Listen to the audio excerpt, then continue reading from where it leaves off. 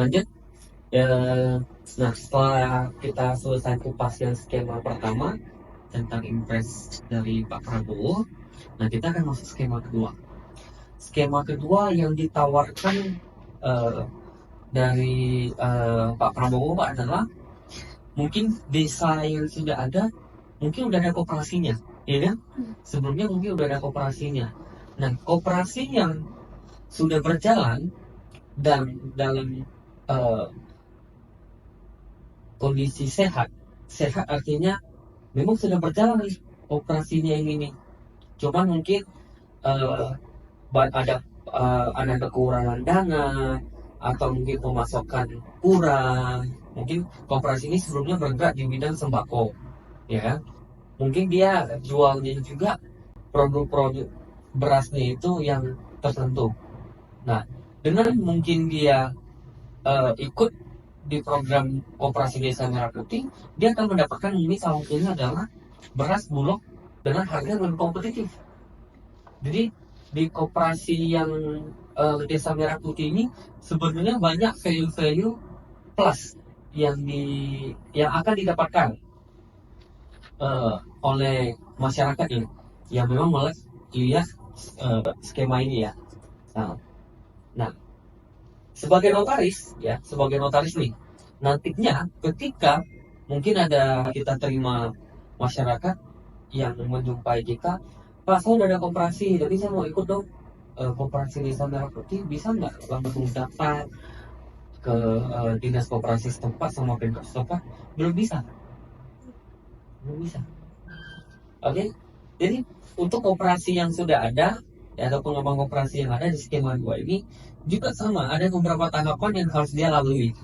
Yang pertama, ya, koperasi yang berjalan nih ya, semua pendiri, pengurus dan pengawas ya yang sudah ada, mereka juga sama harus mendatangi ke perangkat desa, ke perangkat desa.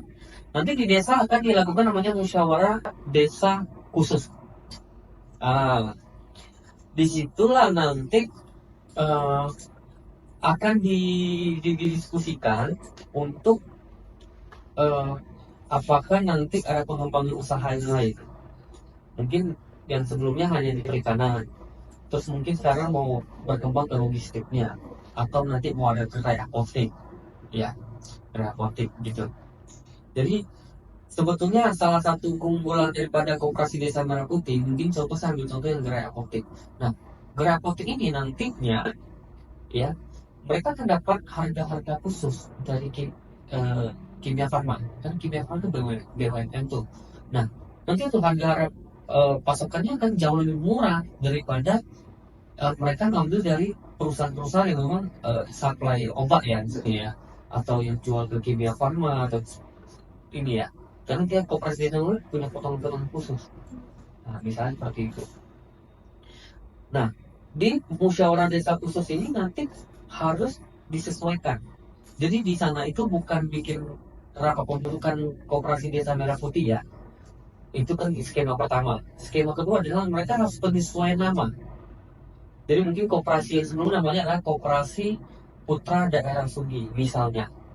Nah, karena dia mau ikut andil di bidang program yang ditawarkan ini, yang ada dia coba mungkin jadi Koperasi Desa Merah Putih Putra Sugi misalnya, atau apa gitu. Yang jelas semuanya harus ada menggunakan kata Desa Merah Putih sebagai pembeda, begitu ya.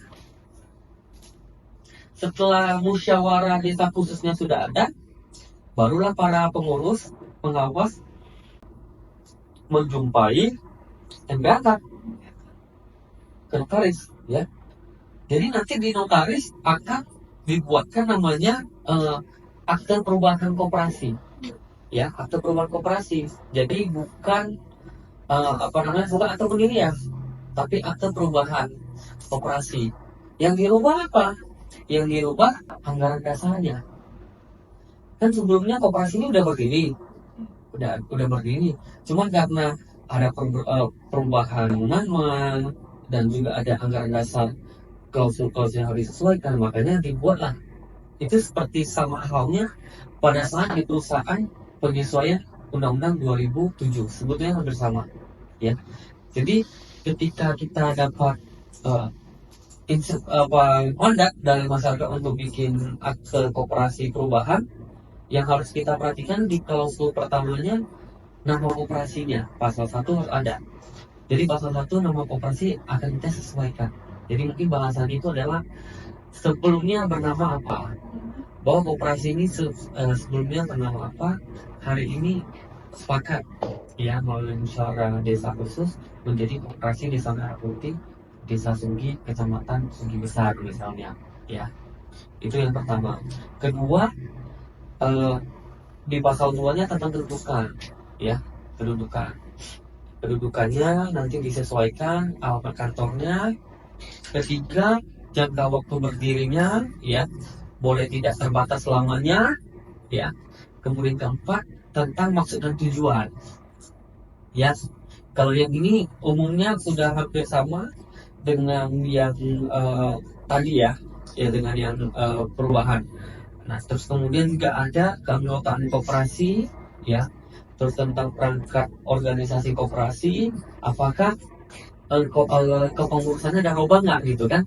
Mungkin ketuanya udah mau masa jabatannya udah mau habis, nanti kita akan ngangkat yang baru, atau mungkin ada sekretaris yang mau dirubah, strukturnya bertukar dengan bendahara. Nah, itulah akan kita sekaligus menyesuaikan di sini ya. Nanti juga sama pasal-pasal berikutnya seperti pasal pendirian koperasi skema pertama ya, mengatur tentang modal koperasi ya, simpanan pokok, simpanan wajib, terus